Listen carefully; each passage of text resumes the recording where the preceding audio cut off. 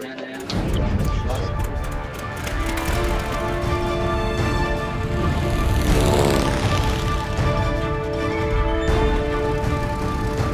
in London, England. Near here is Westminster Abbey and Big Ben. Close by, we find statues to men like Cromwell and Churchill, leaders who shaped Great Britain. Our flight of the Bible from 30,000 feet takes us to the life of Joshua, who was a hero of Israel. Joshua served faithfully in the shadow of Moses, but when his hour came, Joshua responded. There's much to learn from his life, so let's begin with this introduction. God uses personalities to accomplish His purposes on earth. Joshua is one of the men we can look to as an example of heaven's power flowing to earth. Okay, so are you ready for the book of Joshua? We're done with the first 5 books of Moses, and all that has been anticipated from the time of Abraham when God promised them the land.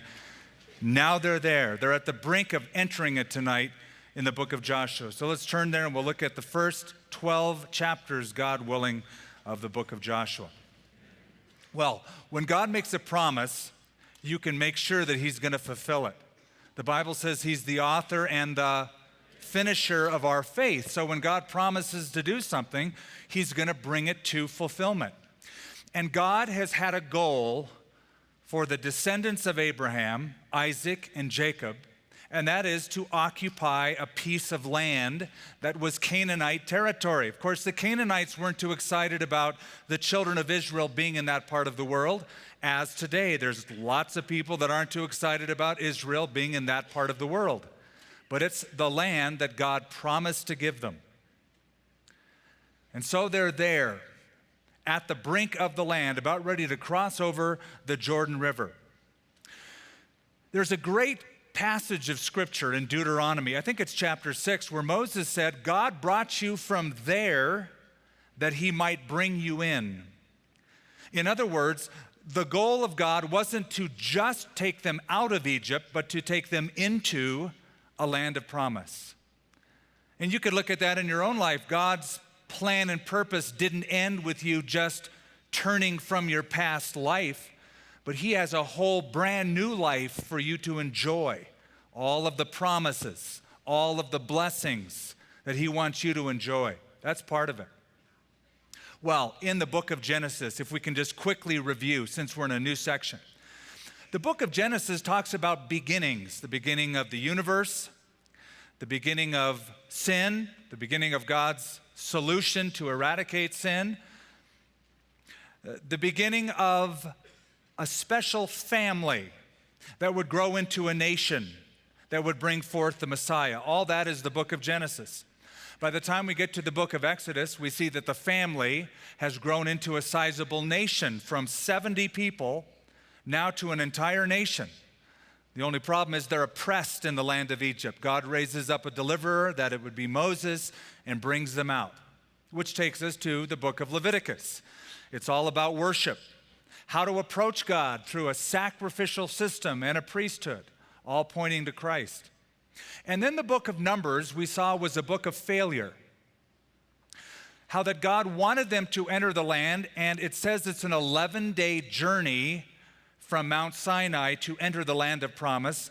They managed to turn an 11-day march into a 40-year meander. They wandered around the desert for 40 years, and then we saw the book of Deuteronomy, which is 3 farewell speeches by Moses. He's 120 years old. It's a new generation he speaks to.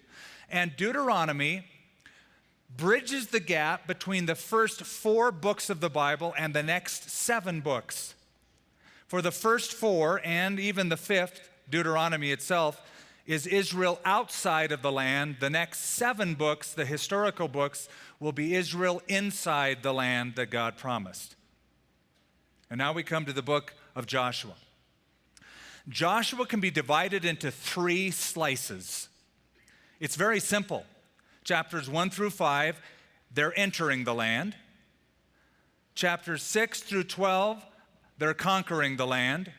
And chapters 13 through 24, they're distributing the land. So entering, conquering, and distributing. And tonight we'll only have time for entering and conquering in part. So let's jump into Joshua chapter 1, verse 1, where they start to enter the land. After the death of Moses, the servant of the Lord, it came to pass that the Lord spoke to Joshua, the son of Nun, Moses' assistant, saying, Moses, my servant, is dead. Now therefore arise and go over this Jordan, you and all of this people, to a land which I am giving to them, the children of Israel. According to Josephus, Joshua was born as a slave in the land of Egypt. And when he was 80 years old, he was commissioned by Moses, sort of like Moses himself, when he was 80 years old, was commissioned by God to be deliverer.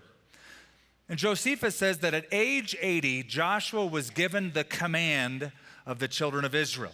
He was Moses' assistant, or aide, or helper. And we understand from way back in the book of Exodus, around chapter 17, that Joshua served as Israel's first military commander. When they had that battle with the Amalekites, Joshua was the guy heading it up. And some scholars actually believe that Joshua at one time was in the Egyptian army. Now that's a fact that not many people know or talk about, but many scholars believe that before he was even in the wilderness with Moses, he served in the Egyptian army. Now that sounds strange, except there's enough archaeological evidence to suggest that there are lists of names, Jewish names, Semitic names, that have been discovered by archaeology of Jewish people, Semitic people serving in the Egyptian army. So it could be that Joshua was one of them, and so he had military experience, and he became the general. Verse 3, every place that the sole of your foot will tread upon, I have given you, as I said to Moses. From the wilderness of this Lebanon, as far as the great river, the river Euphrates, all the land of the Hittites to the great sea toward the going down of the sun shall be your territory. So the land was a gift. They didn't deserve it. They didn't earn it. God gave it to them. In fact, God promised it before they were even around. He promised it to Abraham, didn't he? And though it was a gift, like any gift, you have to receive it. You have to open the package. And here was the deal. It's yours. However, it's only where the soles of your feet walk that you will actually enjoy. And as we mentioned last time, God promised to the children of Israel, and it's outlined here in the dimensions, 300,000 square miles. However, they only occupied, with David and later on Solomon, they only occupied 30,000 square miles of all that God promised them. So only 1/10 of all that God gave to them, they actually enjoyed, because they actually walked upon it and dared to take God at his promise. No man, verse 5, shall be able to stand before you all the days of your life. As I was with Moses, so I will be with you. I will not leave you nor forsake you. Be strong and of good courage. For to this people you shall divide as an inheritance the land which I swore to their fathers to give them. I will never forget a very unusual experience that I had in the land of Israel. Let me explain. There was a little boy that I remember growing up in the land. I watched him grow up because every year when we did tours, our tour guide's son was a little bit older. And I was over there one time when this young kid was now an army soldier. And I was able to go to his swearing-in ceremony. And they had this long hike through the desert sun, and it culminated on top of this mountain in Judah, where they had a torchlight ceremony and a band, and the relatives came. And the swearing-in service was interesting because there were two tables. On one table were a stack of guns, and the other table, a stack of Bibles. I know it sounds like you're in Texas, but this is Israel. And as the soldiers would come up, they would give each soldier a gun in one hand and a Bible in the other hand, the Old Testament, the Tanakh. And they were quoting from this very verse of Scripture, Joshua chapter 1. Be strong, be courageous, for the Lord your God is giving you the land. So the idea is that you fight for it, but you do it because it's God who has given you this right to inherit this land. Now look at verse 8. This book of the law shall not depart from your mouth, but you shall meditate in it day and night, that you may observe to do according to all that is written in it, for then you will make your way prosperous, and then you will have good success. So they're going into a new land, the land of Canaan. And Canaan in the Bible represents something. Joshua is more than just a historical book filled with military campaigns. By the time we get to the New Testament, we find that that is a representation of something else. The question is, what does it represent? If you were to follow the theology of the ancient hymn writers, some of them, you would think that the land of Canaan represents heaven. Because some of the hymns, including Swing Low, Sweet Chariot, remember that song? Swing low, if you ever have heard that song. Sweet Chariot, coming for to carry me home. Here's some of the lyrics. When I look over Jordan, coming for to carry me home, I see a band of angels coming after me, coming for to carry me home. And then the chorus? Okay, well. Good. Well, you got it. Some of you got it. Okay, enough. That ancient hymn sees crossing over the Jordan River as when you die and you enter the land of Canaan, that's heaven. That's not what it represents. Because if Canaan represents heaven, then I hope you like to fight when you get to heaven.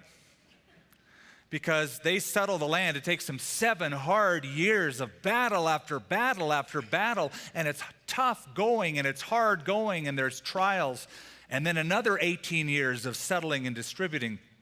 It means not death.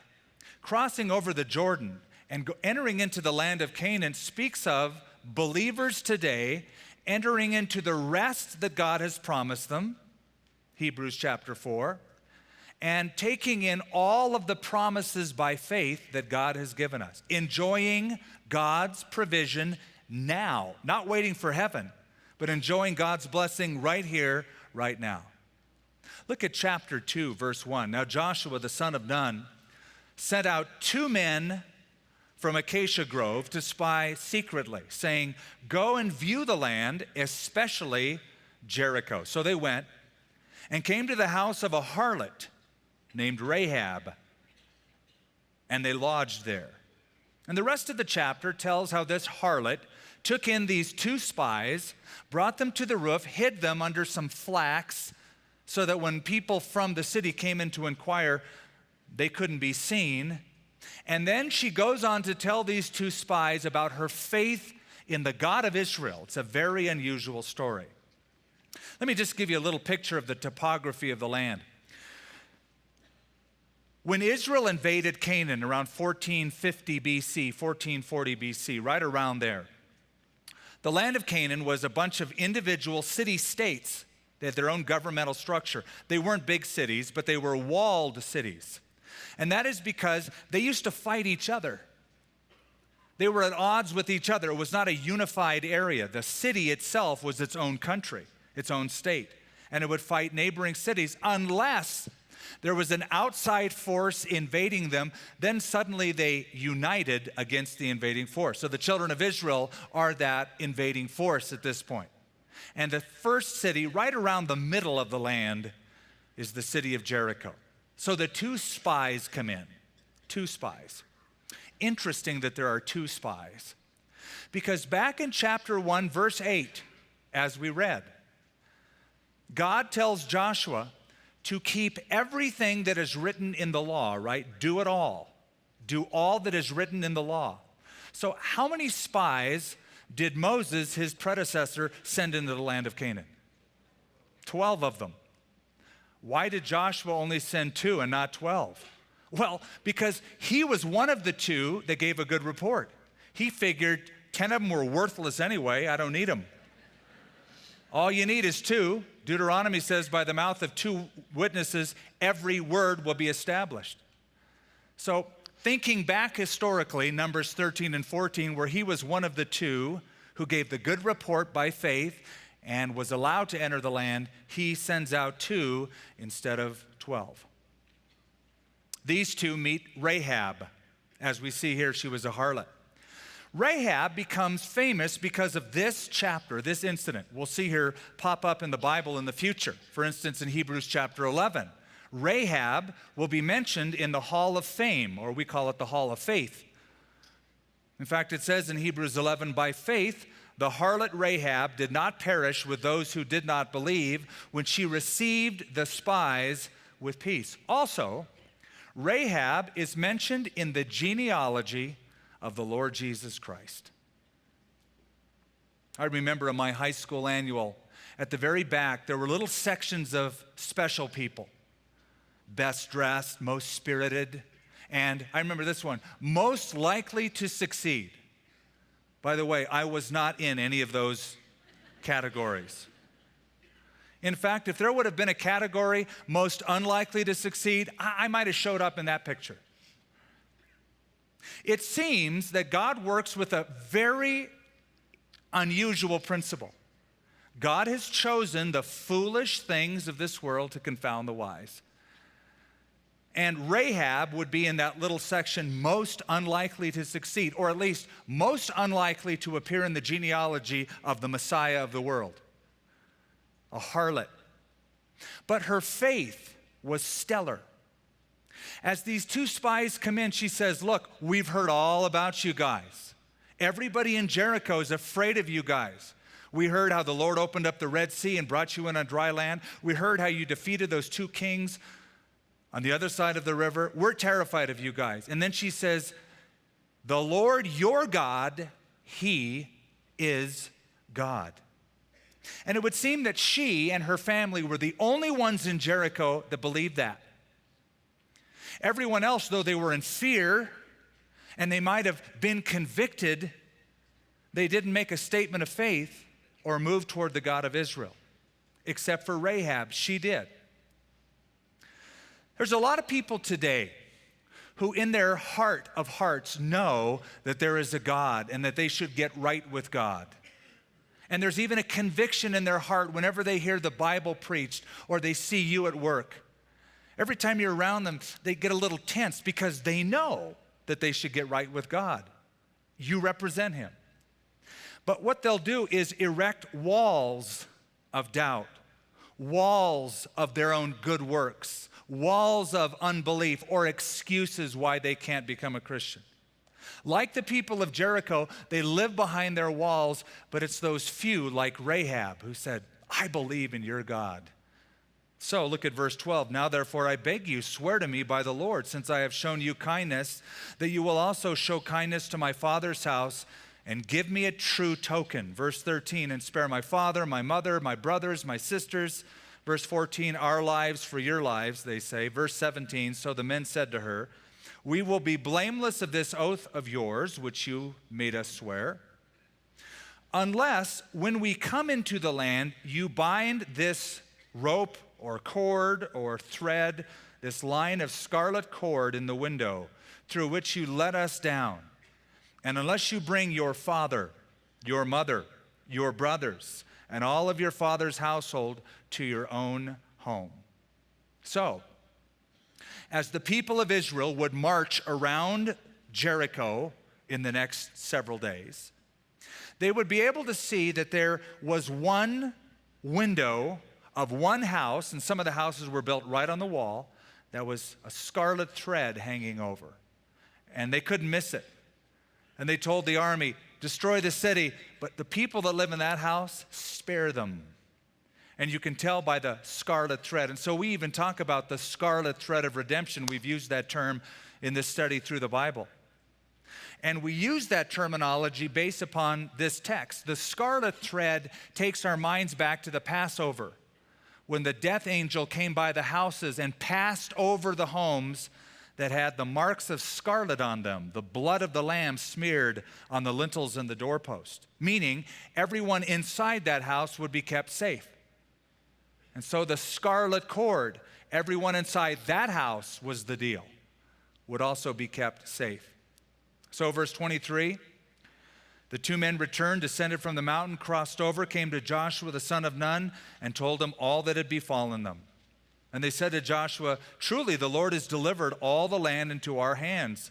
For indeed the inhabitants of the country are faint-hearted because of us. And I know Joshua's going, I knew it. I knew it. That's what I said 40 years ago. You know, those other 10 yo-yos were saying, oh, we're so faint-hearted because of them. The truth of the matter is, God had put a fear in their hearts for the children of Israel. And so chapter 3 is the crossing of the Jordan River. It's a beautiful story. We'll read just parts of it. The priests were to go first, not the army, not the generals. The priests were to go first, carrying the Ark of the Covenant. Why? It was a symbol that God would go before them and open up the way. That's what it was a symbol of. Remember, God said, as I was with Moses, Joshua, so I will be with you also. We read at his commission last week. Verse 12 of chapter 3, now therefore take for yourselves 12 men from the tribes of Israel, one man from every tribe. And it shall come to pass, as soon as the soles of the feet of the priests who bear the ark of the Lord of all the earth shall rest in the waters of the Jordan, that the waters of the Jordan will be cut off. The waters that come down from upstream, they shall stand up as a heap.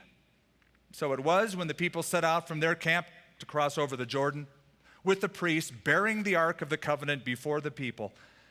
And as those who bore the ark came to the Jordan, and the feet of the priests who bore the ark dipped in the edge of the water, for the Jordan overflows its banks during the whole time of harvest, that the waters which came down from upstream stood still and rose in a heap very far away at Adam, the city that is beside Zaratan. So the waters that went down into the sea of the Arabah, the salt sea, we would call it the Dead Sea, failed and were cut off.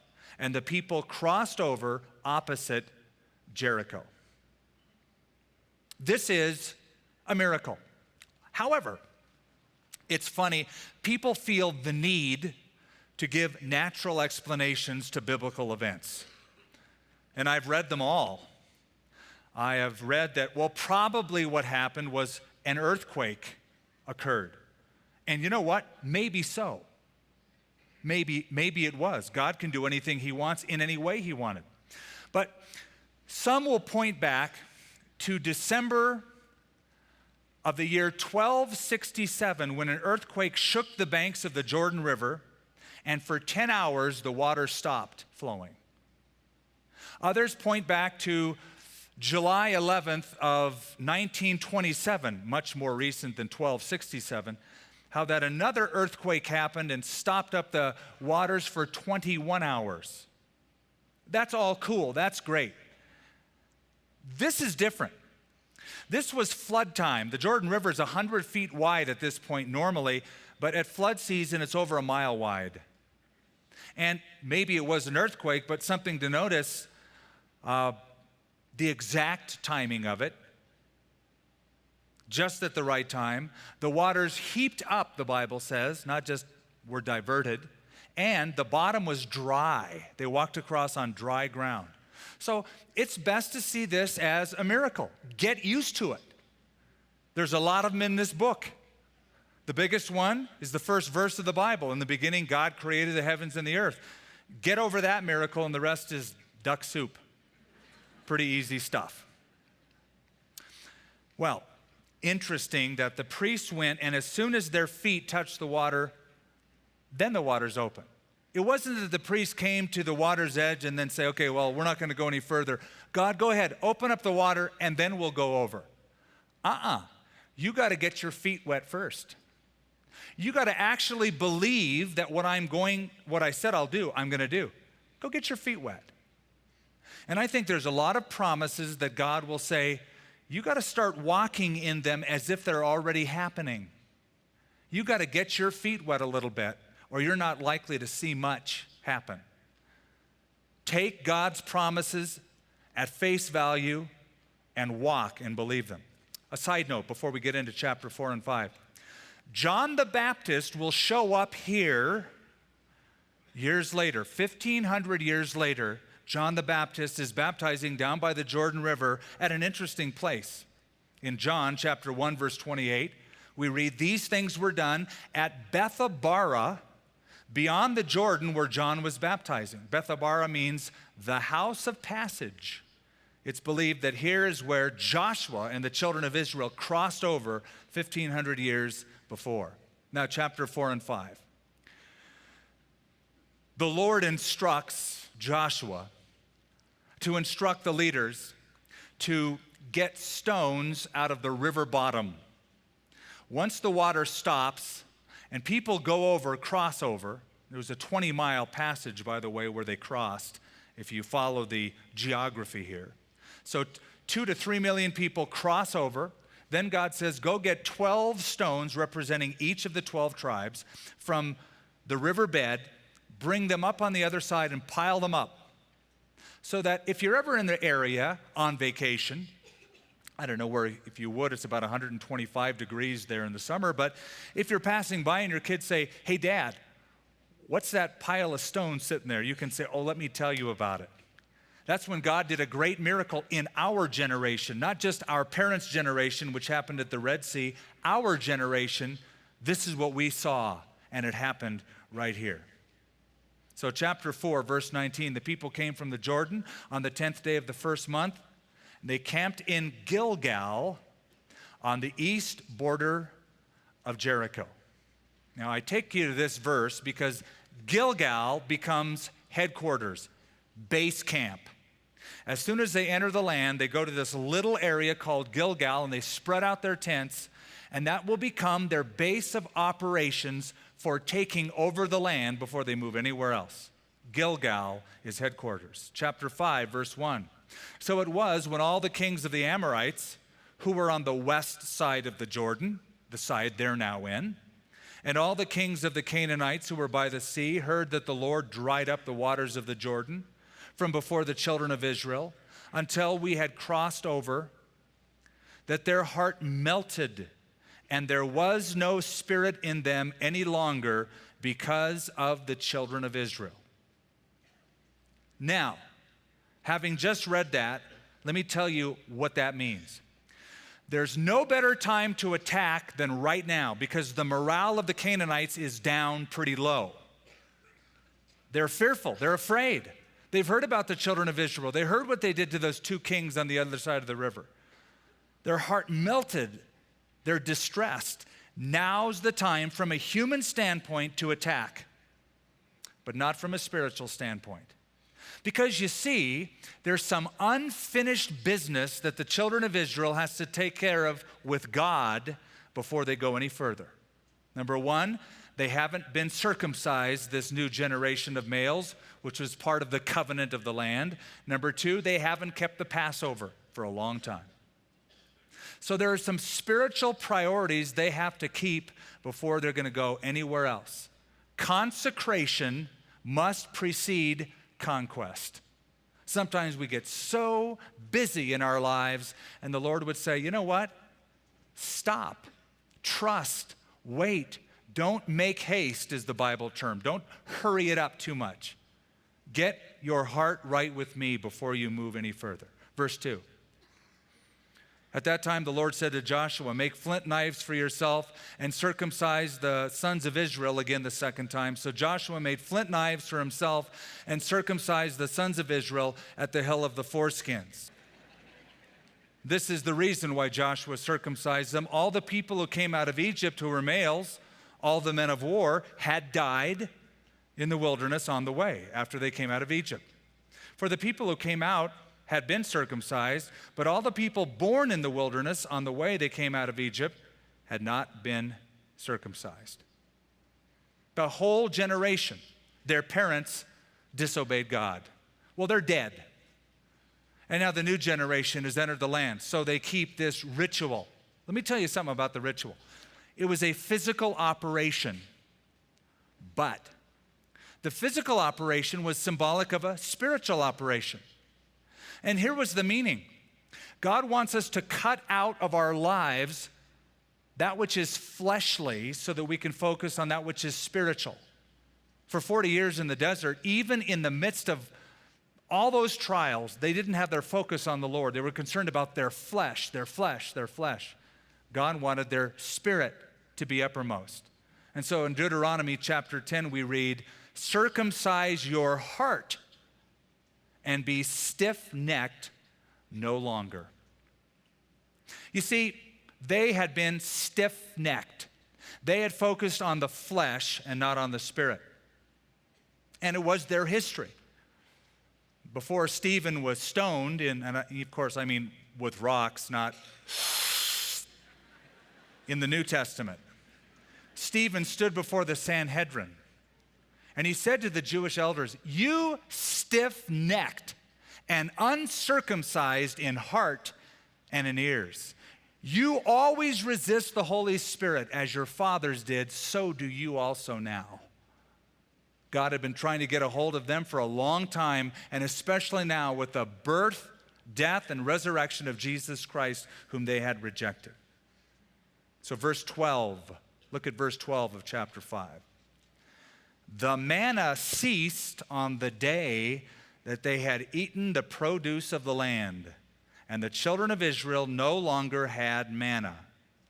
But they ate the food of the land of Canaan that year." For 40 years, they had lived by sight. They saw a fiery pillar every night.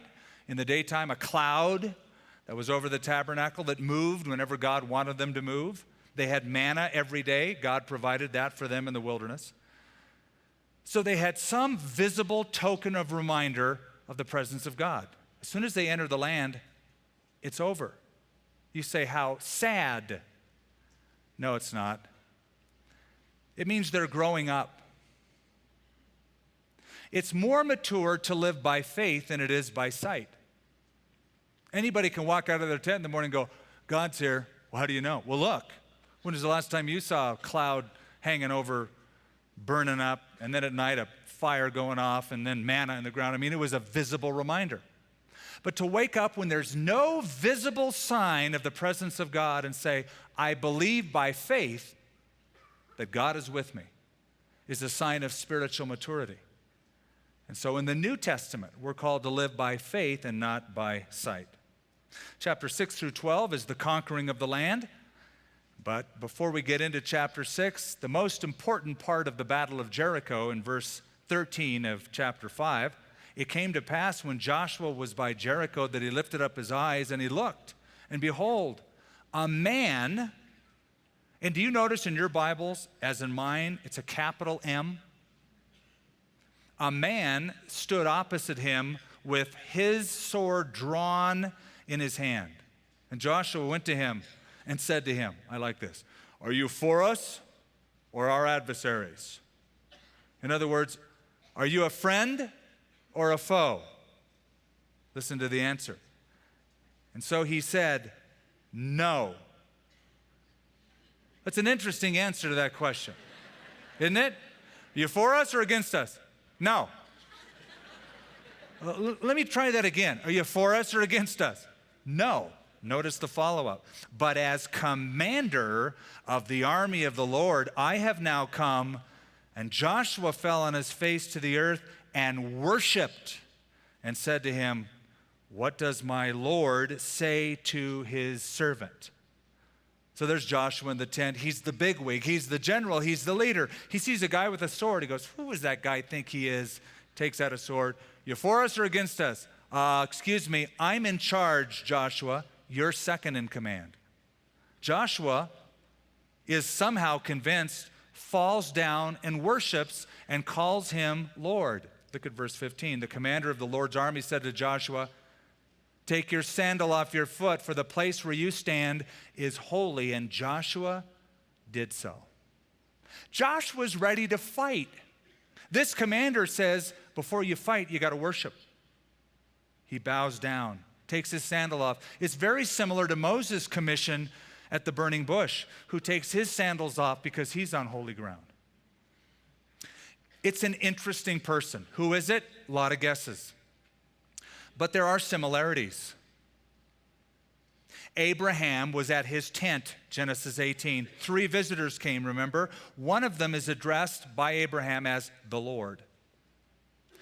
Jacob, around chapter 32 of Genesis, wrestles with an angel, or a man, it says, till the breaking of the day. And yet he refers to him as the Lord, and it says that he struggled or wrestled with God. So he sees and wrestles with a man. The Bible says he wrestles with God. Then we have this case of Joshua here, and then Moses at the burning bush. So many people think this is an appearance of Christ in the Old Testament, pre-incarnate, pre-New Testament, a theophany, it's called, or a Christophany. Jesus appears in the Old Testament. Okay, this is what I want to get to, though. This commander appears before the Battle of Jericho, as if to say, you're not in charge, Joshua. I am. I am. The reason for the victory at Jericho is because of this little incident. You see, if we forget who's in charge, we just go rushing out, you're going to be defeated. Jesus said, without me, you can do what? Nothing. Now, last time I checked, nothing means nothing. And I looked it up in the Greek, and nothing also means nothing. Without me, you can do nothing. And the key to victory is letting the Lord Jesus be the uppermost and forefront of the battle. So public victories are a result of private visits with the Lord. It's not by might, it's not by power, it's not by ingenuity of Joshua, it's by the Spirit of God. So before the battle, what a picture of the general on his knees in prayer, worshiping before the Lord, before the commander of the Lord's army, whom he calls the Lord. You know, I visited Edinburgh in Scotland before and visited the house of John Knox, and I was reading that Mary, Queen of Scots, said that she feared the prayers of John Knox more than she feared all of the armies in Europe. One man on his knees, not afraid to say anything to anyone, but in his prayer life, he moved mountains. And so Joshua, before this battle. Look at chapter 6. Now Jericho was securely shut up because of the children of Israel. None went out, none came in. Verse 2, the Lord said to Joshua, see, I have given Jericho into your hand, its king and the mighty men of valor. You shall march around the city. All of you men of valor, you shall go all around the city once. This you shall do for 6 days. God is giving him the strategy to take the city. It's weird as a strategy. It doesn't make sense. In ancient times, it took months, sometimes up to a year or two, to take a walled city. You can see why. The walls of Jericho were at least 45 feet tall. You'd have to build a mound and bring arms, siege works, battering rams, ladders, surround the city, starve the population from going out, not allowing them to go out or come in. It took months. So God says, listen, you're not in charge, I am. Just march around the city for 6 days. And 7 priests, verse 4, shall bear 7 trumpets of ram's horns before the ark. But the 7th day you shall march around the city 7 times, and the priest shall blow the trumpets. Now, can I just throw this in to mess with you? 7 days they had to march. One of the days would have been the Sabbath. I thought on the Sabbath, you're not supposed to do customary work. If you do it 7 days in a row, you're going to break the Sabbath. But once again, as it says in the New Testament, the Sabbath was made for man. Man wasn't made for the Sabbath. Here is an exception to God's rule. Verse 5, it shall come to pass, when they make a long blast with the ram's horn, and when you hear the sound of the trumpet, that all the people shall shout with a great shout, and the wall of the city will fall down flat. And the people shall go up, every man straight before him. Again, the principle. God has chosen the foolish things of this world. What could be more foolish than this plan? Imagine General Joshua coming to his army saying, well, I've talked to God. Yeah, what do you say? I've got a battle plan. Well, okay, it's going to be really good. Okay, this is what we're going to do. We're going to get out there. We're going to march, right. And then we're going to attack. No, we're just going to march. And we're going to march all around the city. And then we're going to attack. No. Then we're going to go home. Get a good night's sleep. Right. And then the next day we're going to attack. Well, not quite. Second day we're going to march around the city all around again. And then we're going to attack. No, then we're going to go home. And we're going to do that for 6 straight days. Oh, I get it, Joshua. We're going to psych them out. And then we're going to attack. Well, not really. You see, on the 7th day, we're going to march around the city once, twice, 3 times, 4 times, 7 straight times. Okay, I get it. We're going to really mess with their heads, then we're going to attack. No, we're going to blow our trumpets and then attack. No. As soon as you blow the trumpets, the walls will fall down. Oh, Joshua, I'm so sorry. I didn't know the job was getting to you that much. Well, you've been out in this hot Canaanite sun a long time. You're losing it. That was God's plan. Now picture yourself a Canaanite. You're living in Jericho. You're up on the walls, you're ready for them, and you see them coming on the horizon and they're surrounding the city, but they're not attacking. Now, you're terrified at this point because the Bible says their hearts melted within them. They were terrified of them. Everybody in Jericho had heard of the reputation. So when they see him marching, they're terrified. That's the first day. Then they go home. So you're there in Jericho that night around the campfire saying, now why did they march around the city and go home? The next day you see him come out again and you're bracing yourself. You're still scared, but you're wondering, and they march around and they go home. By the 3rd or 4th day, you're not as terrified. In fact, by the 4th and 5th and even 6th day, you're making fun of them. You're mocking them. Oh, these guys, all they do is march and blow horns. Not a problem. They can't do anything at all. They're so idiotic, they're foolish. They'll sing a different song on the 7th day. And I'll tell you why I'm painting this picture for you. Because to the world, we Christians can look pretty foolish. They see us marching to a different drummer, praying to an unseen God, listening to an unseen God. And they will often mock you, and they'll say that you're foolish. And if you ever feel foolish being a Christian in this world, just know something.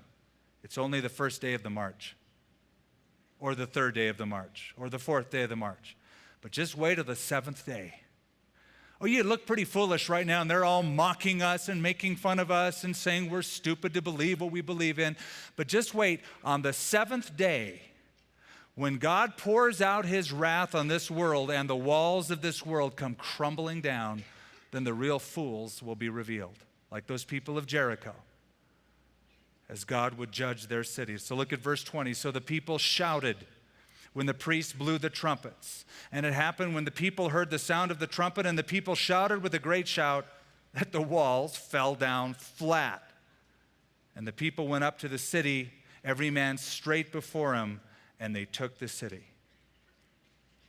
Now, I don't know, but I can only imagine how intense that shout of those fighting men of Israel must have been. Remember, they haven't been shouting for a long time, 6 days. They're just walking, going home. All of that pent-up emotion, all of that energy, this loud victory shout, which must have intimidated the Canaanites in Jericho, the shout of the blowing of the shofar, the trumpet, and then a victory shout. Wouldn't you like to reenact that? Shall we? Let's do that. Let's just for fun, because there's people listening by radio, they can't see us, or they're watching by the internet. Let's give them a taste of what it was like. So I'm going to blow a long blow of the trumpet, and you are going to shout at the top of your lungs. You ready? Okay. Kind of get ready. Don't shout yet, but you got to wait till the trumpet's done. Ready? Okay. And don't sit there and go, I'm too cool for this. Because if you see anybody doing that, just jab them. Then they'll really shout.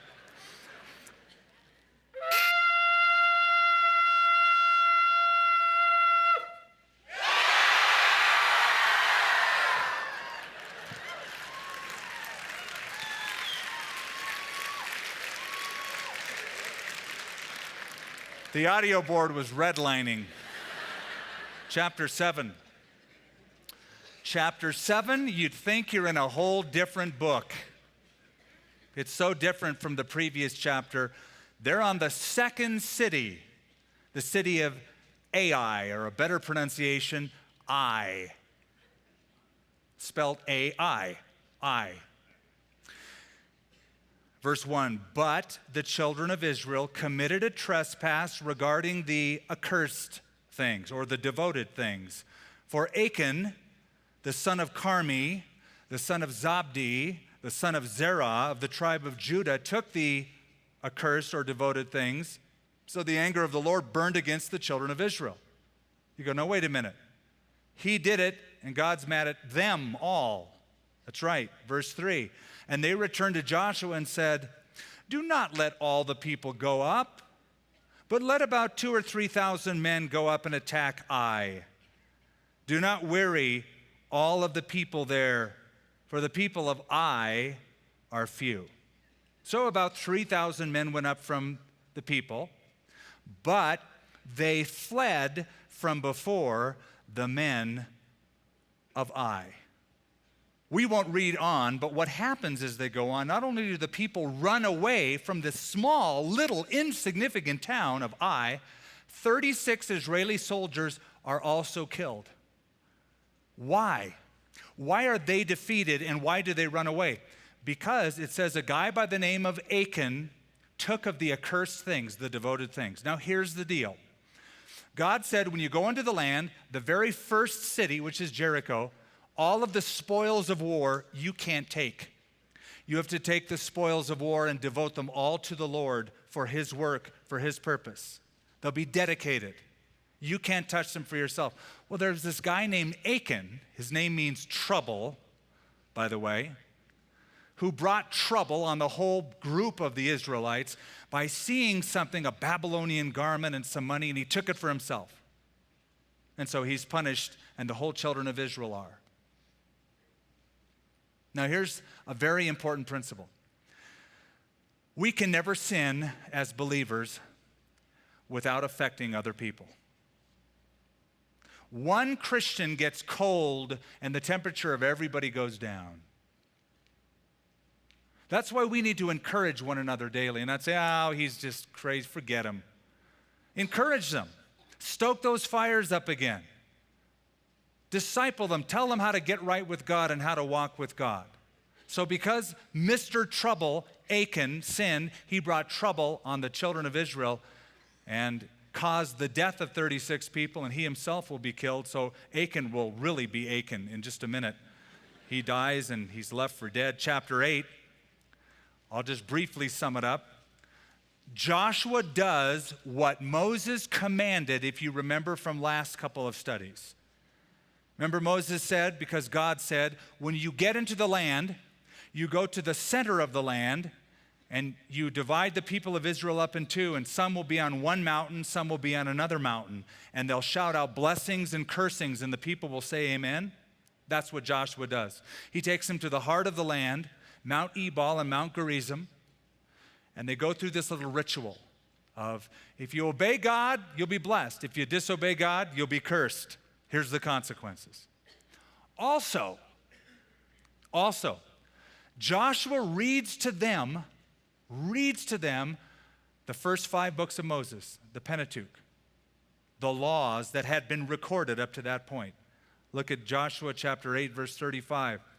There was not a word of all that Moses had commanded which Joshua did not read before all the assembly of Israel, with the women, the little ones, the strangers who were living among them. Can I just say that was a long day? As he read, not the Bible from 30,000 feet, but the Bible from 3 feet.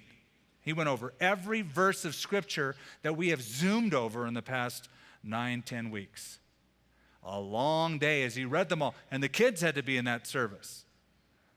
The women, the men, the kids, the strangers, they all listened to it. But here's the point. Joshua made sure that the Word of God was central in their community. I love when you come into this church that as you walk through the doors, and this is the small version, we have a much bigger pulpit, but the pulpit is always at the center. It's there by design. It's so that people realize the center of what goes on here is the preaching and teaching and believing and living of the Word of God. Man shall not live by bread alone, but every word that proceeds from the mouth of God. And so Joshua made that statement here.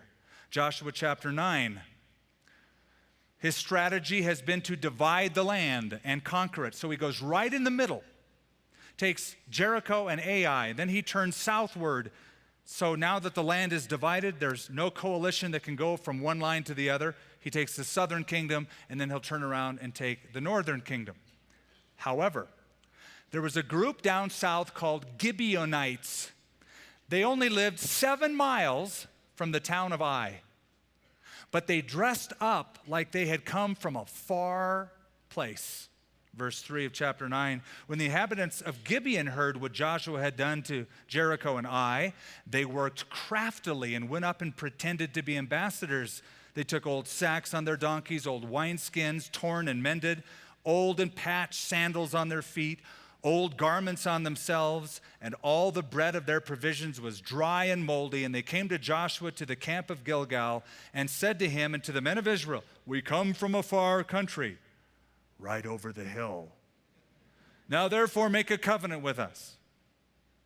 God said, don't make a covenant with any of the people of the land. They knew this. So they said, we don't live in this land. We come from afar. Look, our provisions are old. So the children of Israel thought, well, okay, that's good enough for me. You know what their problem was? Verse 14, the men of Israel did not ask counsel of the Lord. Never underestimate waiting on God in prayer. Never overestimate your ability to assess the situation apart from God. You're in trouble if you do.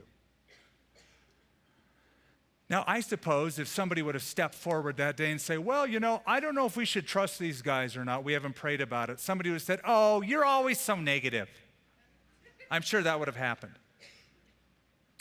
Today in the Church of Christ, we need people with discernment. And if you have the gift of discernment, it's a spiritual gift. I'm just going to tell you, it's not an easy row to hoe. Because those that have discernment know that when you utter your discerning words, people get all angry and uptight that you would dare be so negative about this or that brother. It's one of the crosses you bear when you speak a true gift of discernment. They didn't pray about it. It cost them. They made a covenant with the people of the land they couldn't go back on. In Joshua chapter 10, the Gibeonites attack a coalition, or the Gibeonites are attacked by a coalition of cities from the king of Jerusalem. And Joshua comes to the rescue because they made a covenant. Verse 8, the Lord said to Joshua, do not fear them, for I have delivered them into your hand. Not a man shall stand before you. So they made a covenant with the Gibeonites. Now they got to rescue them. Verse 11, it happened that as they fled before Israel, they were on the descent of Beth Horon. The Lord cast down large hailstones from heaven as far as Azekah, and they died. There were more who died from the hailstones than the children of Israel killed with the sword. The hailstones were miraculous. They were very selective. They didn't fall on everybody. They were smart bombs. It's like there's an enemy right there. There's another one fleeing. Smart bombs. Now, later on, when you get to the book of Revelation, chapter 16, remember this. Because we're going to see it again in a more dramatic way, that it says, hailstones come from heaven upon the earth, and they weigh 125 pounds. I don't know if you remember, some of you going to the ice house when you were kids and buying a block of ice. I worked at an ice house for a summer. It was a great place to work in the summer. But they had 25-pound blocks of ice. They were pretty big and pretty heavy. A block of ice weighing 125 pounds careening from space would decimate anything it hits. God will throw hailstones upon the people of the earth as one of his final judgments in the tribulation. You say, why hailstones? Well, the Old Testament spells it out.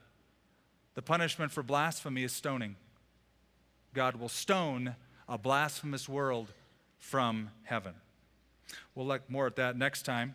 And we'll talk about a miracle that happens here, but I want to sum up a verse. Look at chapter 11, verse 23. It sums up this whole campaign of the south and the north.